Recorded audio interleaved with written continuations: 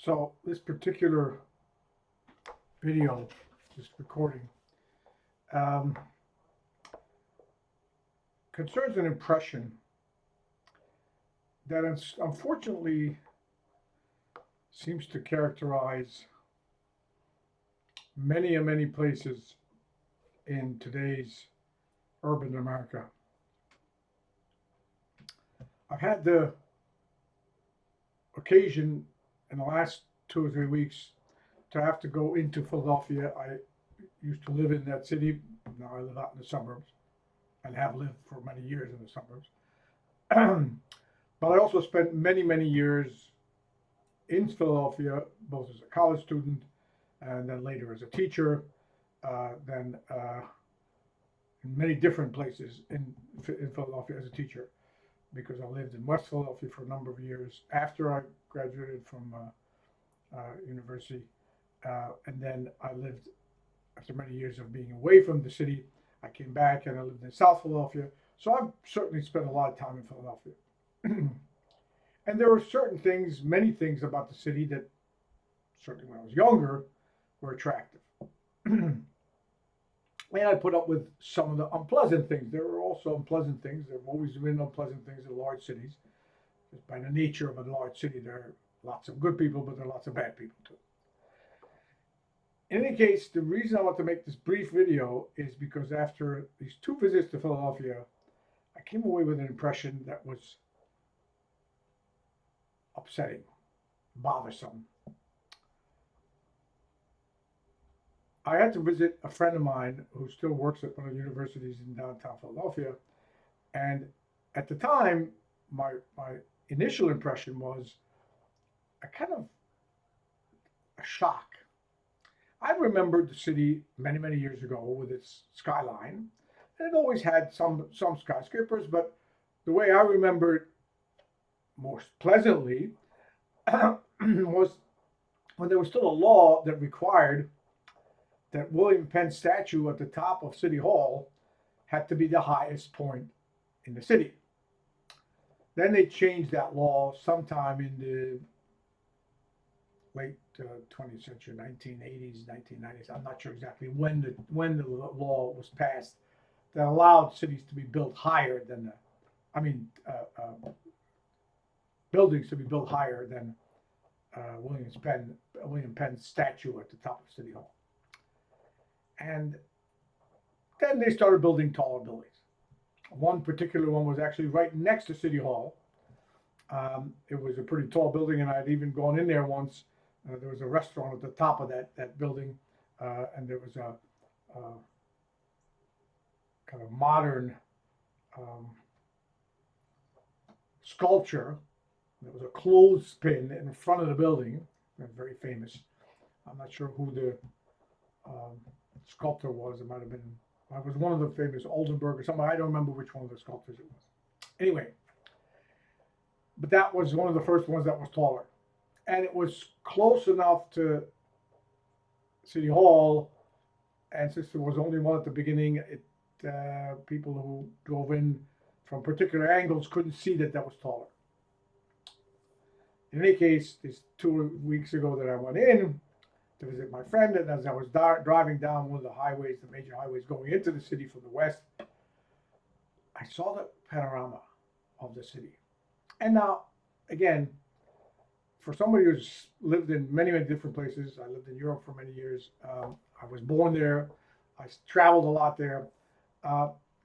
There's never an illusion that an American city, like Philadelphia, New York, or Chicago, or any of these, has any of the architectural, aesthetic appeal of the older, more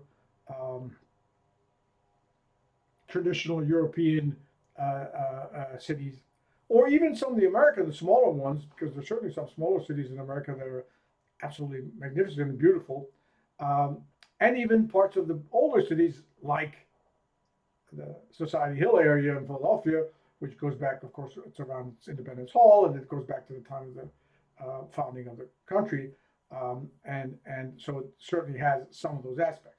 But there's never been an illusion that you're going to drive into a city in America and you're going to see some magnificent architectural um, uh, panoramas.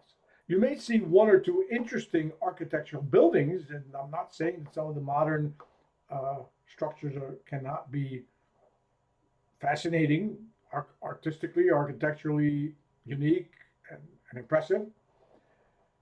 But as a general panorama, as an overview of the city, you haven't had any kind of panoramas in any of these cities that were memorable in the sense of, say, the panorama of Florence or Paris or some of the other cities, Prague, other famous cities with incredible architectural uh, wonders. I didn't even mention my birthplace, Budapest, which is of course because it's on the Danube, and the one side, the hilly side, Buda is on one side of the Danube, it's on the western side, and the Pest, the flat part of the city, is on the eastern side. So that gives you this incredible view from from the top of the hills on Buda over the city. Another one of these panoramas that is fascinating and certainly pleasing to the human eye. Not that doesn't have some details that are not so pleasant, but that's again nature of modern cities.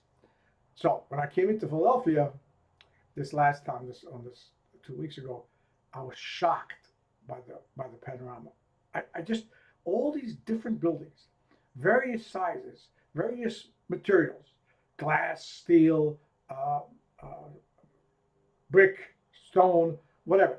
There was no harmony. There was no even attempt at some sort of organization, some sort of perspective that is pleasing to the person that is looking at it, that is driving into it, or driving out of it, or standing on one of the sides overlooking one of the rivers, the Schuylkill River or the Delaware. So it was really shocking. It just sort of hit me. And, I told my friend, and then we had a nice dinner and we forgot about it. But then I had to go back in again yesterday because I had to take care of some business. I had a friend of mine had to pick me up and drive me somewhere. And I had to take the train home from 30th Street Station. Now, you have to understand that these train stations like 30th Street were built at the time when America was at the height of the industrial development, and the railroads were literally uh, binding the country together, the west to the east, the south to the north, et cetera, et cetera. So there were incredible advances in industrial development, railroad building, and the railroads sort of built themselves these temples to their power and their contribution. And there was a lot of contribution. I mean, you can't minimize the contribution that they made to American society because they made it possible to get much more quickly from one ocean, the Atlantic, to the Pacific. Before them, it took many months, sometimes years, to get from one end to the other. So these buildings, like 36th Station and stations in Washington, D.C., and in New York and Chicago and other places, are sort of temples to the achievement of the railroad companies. And they had some pretty sort of impressive qualities. I'm not saying that they were architecturally as appealing as some of the more smaller, more modest, less megalomanic structures in various parts of the world, whether they're in Europe or in Japan or in China or whatever.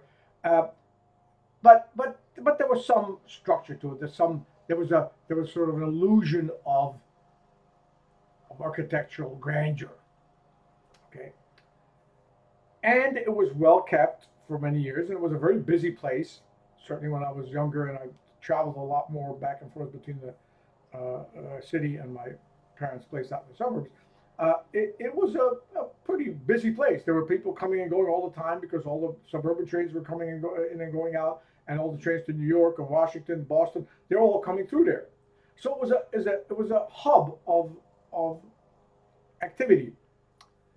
And about 5, 10 years ago, I'm not sure exactly when they started it, but they developed the interior, the parts of the interior that were not right in the center, but a little bit off to the side, into pretty interesting little shops and coffee shops and restaurants. So it was a busy place, and you could just walk in and find a place to have a cup of coffee or have something to eat. So with my friend dropping me off there, I offered him a cup of coffee since he was so kind to give me a lift, and I started walking in, looking around for one of these places that not that long ago, 4 or 5 years ago, I had gone to and had some coffee and maybe a croissant or some other uh, special uh, sandwich. And I'm looking around and there was nothing. It was like there was one place that had just closed. This was around 4 o'clock, 4:30 in the afternoon, so it wasn't that late. The other places were boarded up. There was nothing, no sign that there was any business going on in these other places. The one place that had seemingly just closed uh, was also not obviously closing or closed, so there was nobody there except the people that were closing. So it was like we had trouble. I kind of wandered around and finally found a coffee shop that was in one of the older parts of the building that had probably been a coffee shop even 20, 30 years ago. And we ended up having coffee there. But the impression of this once thriving, um, exciting, and interesting in its own busy, overabundant, urban environment was sort of like it had lost life. There were not that many people, and then finally when I got on the train wasn't even full. It was half full, and it was at 5 o'clock, 5:40 in the afternoon, evening, rush hour. I mean, it used to be rush hour when I was going into the city and coming out. So I had this horrible impression. It's like this is Philadelphia.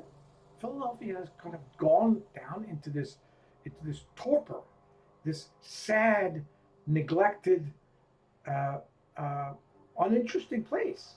I mean, there were people there, of course, but there were not that many people. And of course, many people were still wearing masks, masks that, by all indications from the most serious uh, um, researchers, are useless. They don't protect you from anything. Okay, but there's the people who are still wearing the masks. And then finally, I got on a train to go out to a suburb where near the suburb where I live. My daughter had to come and pick me up, and the train was nice and sleek and modern, but not full. I very easily got a seat, whereas 3, 4 years ago, 5 years ago, if I tried that, I would have had to stand for the first at least 20 minutes, 30, half an hour of the ride.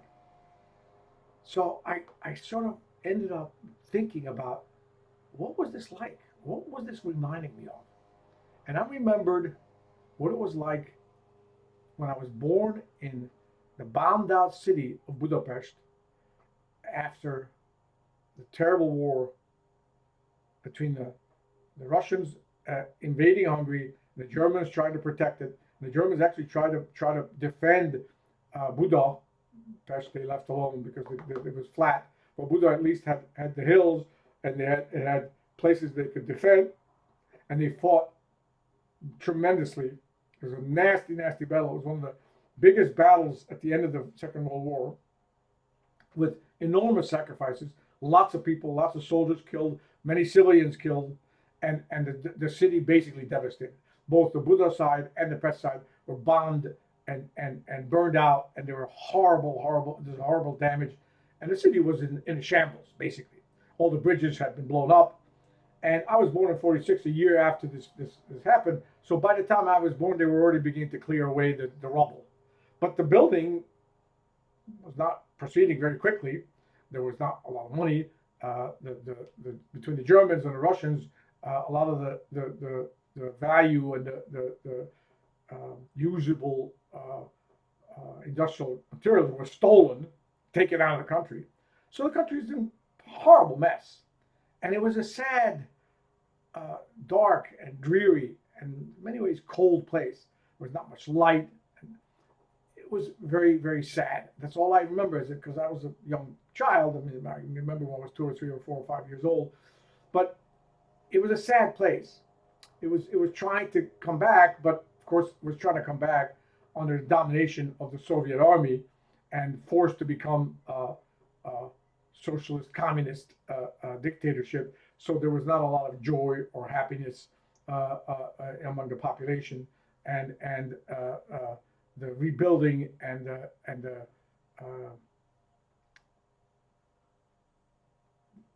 renewal of the city and the country were not going very well, and that's what I remembered. This experience of Philadelphia brought this back, and I said to myself, "Oh my God!" So now I've seen what it is like when socialism comes to an American city, because that's what that the people that run these cities now are socialists. They're the same kind of socialists, not imposed by the Red Army, but imposed by some horrible ideology from within, from by enormous wealth paying to impose this horrible system that had destroyed my the country of my birth and had made it miserable, certainly until I left, and then even after the revolution in '56, after I left, it was miserable for a long time after that.